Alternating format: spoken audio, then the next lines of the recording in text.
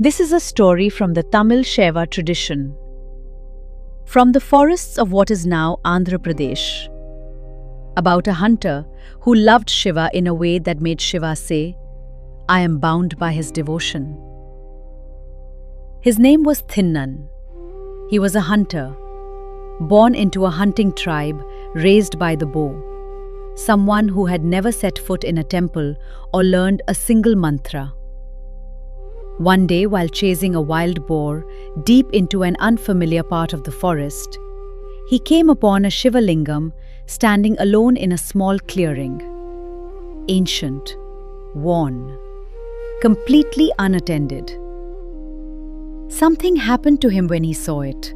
He simply fell in love. He had no idea what the correct offerings were, so he offered what he had. Fresh meat from the hunt, flowers carried in his hair because he had no basket, water carried in his mouth because he had no vessel. He would take the flowers from his hair and offer them, pour the water from his mouth over the lingam, and place the meat before it. And then he would sit with the Lord and talk, pouring out his heart the way you talk to someone you love completely and trust completely. This gave him such peace that he began coming every day. There was a Brahmin priest who cared for this shrine. He lived many miles away in the nearest town and could only make the long journey once a fortnight. Each time he arrived, he found the same thing: meat left at the lingam, spittle from someone's mouth, flowers that had been carried in someone's hair. He was horrified.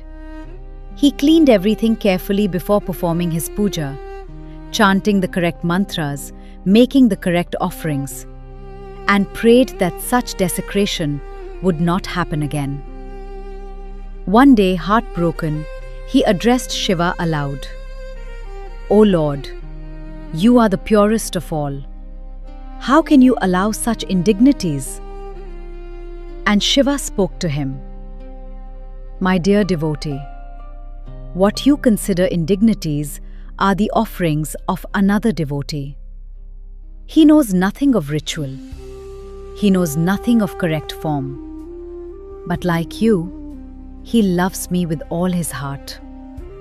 I am bound by his devotion.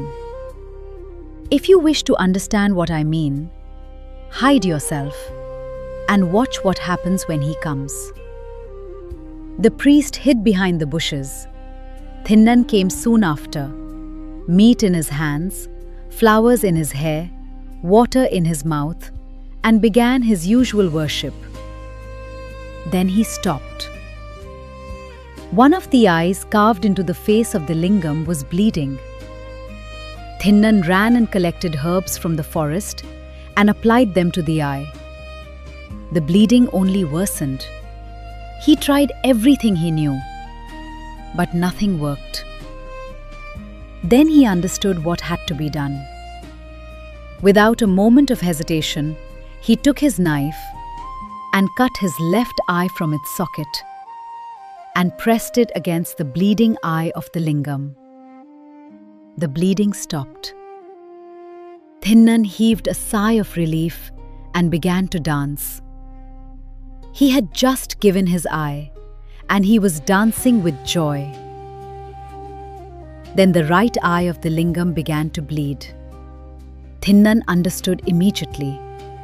He would have to give his second eye. But when he did, he would be completely blind and would not be able to find the right place to press it against the lingam.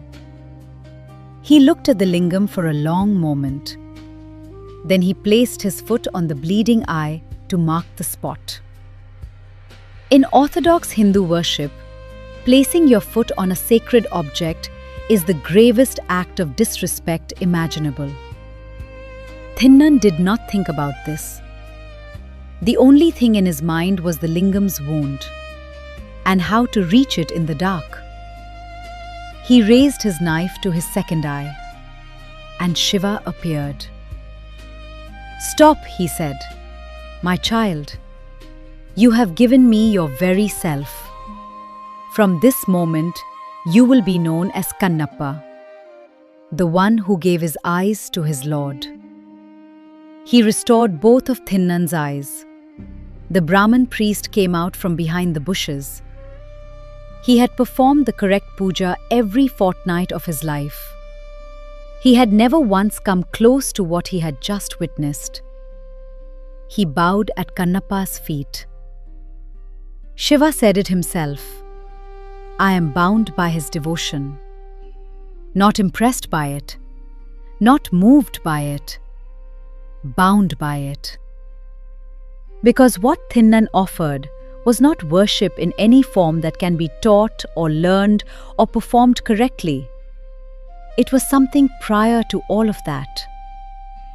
A love so complete that when the beloved was in pain, everything else, every rule, every correct form, every thought of consequence simply stopped existing. He placed his foot on the lingam, not as desecration, as the only solution available to a man about to lose his sight, who could not bear the thought of missing. I'll leave you with one question today. What would it mean to love something not correctly, but completely? This has been The Long Thread. Ancient stories for the present moment. If this story stayed with you, follow the long thread and wake up to a new one tomorrow.